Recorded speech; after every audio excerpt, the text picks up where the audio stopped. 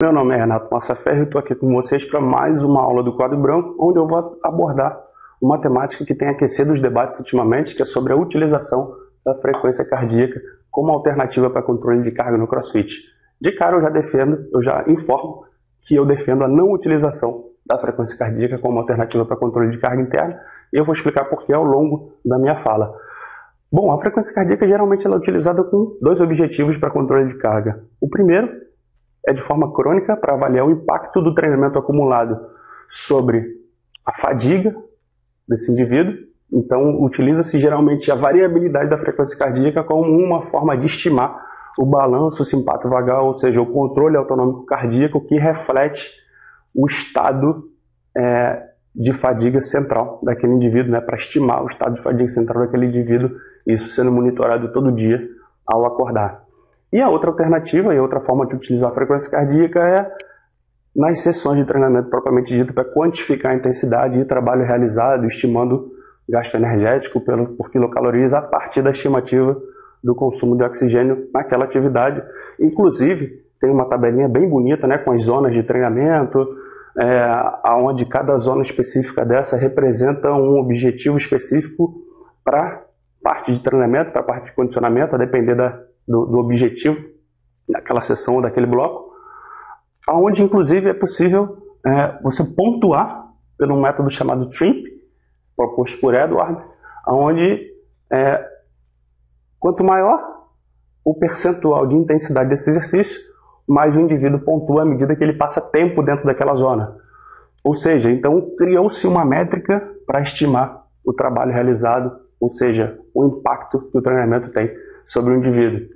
No entanto, essas métricas, esse modelo foi proposto para ser desenvolvido em exercícios com características predominantemente aeróbias.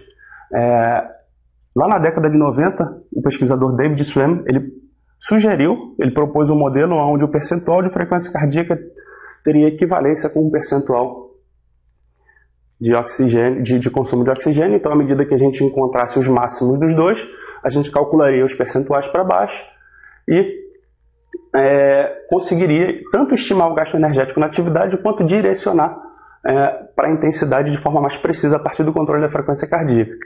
No entanto, um grande amigo, que eu tive o prazer de acompanhar uma parte da trajetória dele, acompanha um pouco mais de longe hoje, porque a gente trabalha só em parceria, mas não convive como um laboratório.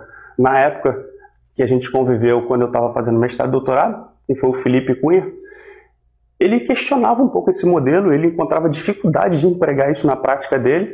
Então, ele fez um estudo que foi publicado em 2010, esses dois estudos foram estudos de mestrado dele, onde ele testou essa relação para um teste cardiopulmonar de exercício máximo com duração média de 10 minutos, e nesse estudo ele não confirmou a equivalência de percentual de frequência cardíaca com um percentual de consumo de oxigênio. É importante destacar isso, porque tem gente que está interpretando esse estudo de forma equivocada.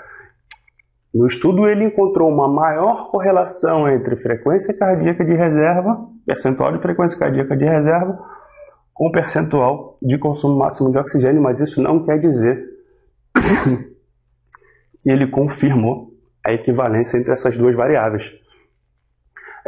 Inclusive, nesse estudo, ele abriu uma brecha, abriu um questionamento para que essas condições fossem testadas também em situações reais de treinamento, ou seja, em modelos de média e longa duração. Isso foi então 2011, e ele testou isso em sessões de 40 minutos de duração, onde ele mostrou que a equivalência entre essas duas variáveis ela se perde mais ainda, ela se abre mais ainda quando a gente compara num gráfico ao longo do tempo que a intensidade com a intensidade fixa.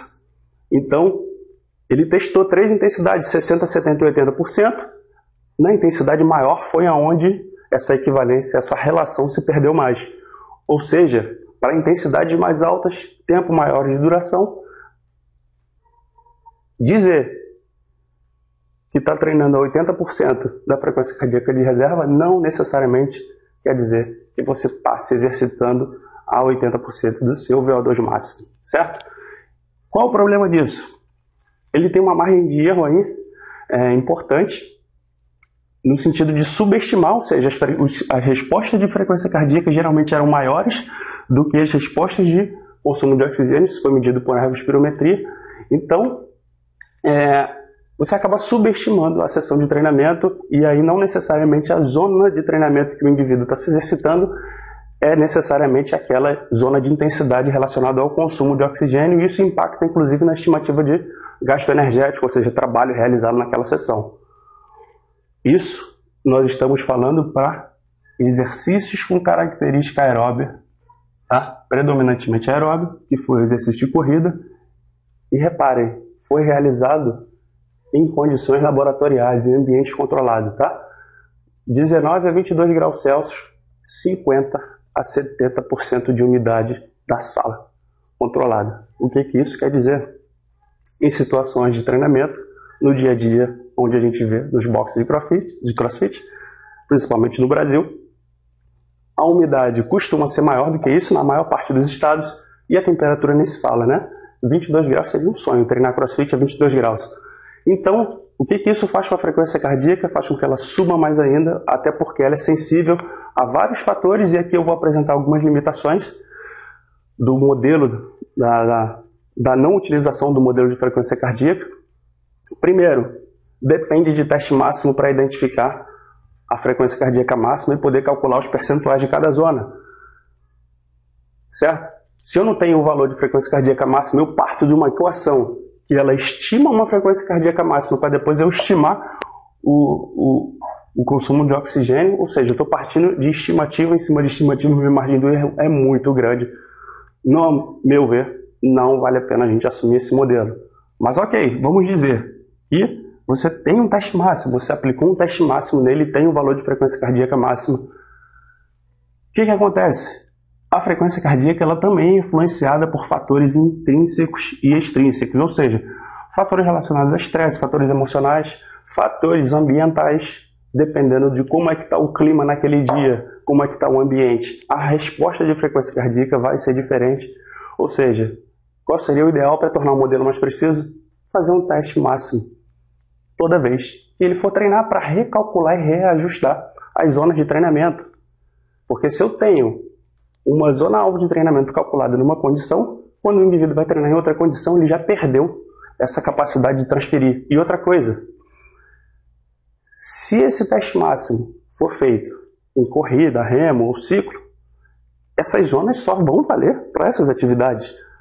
De nada adianta eu testar um teste máximo, eu fazer um teste máximo de esteira, de corrida, identificar a frequência cardíaca máxima, calcular os percentuais, e aí depois eu usar essa informação para mensurar a intensidade de esforço dele num mod metabólico de exercícios ginásticos. Ou seja, a capacidade de transferência ela é muito pequena. Vocês vão entender por quê. Exercícios de força e exercícios acíclicos, eles influenciam a frequência cardíaca de uma maneira diferente dos exercícios aeróbicos. Eu não vou entrar no mérito hoje porque não vai dar tempo, mas vocês já viram alguém controlar volume de treinamento, intensidade de carga do treinamento de força pela frequência cardíaca? Não, né? Os modelos que a literatura sugere são outros.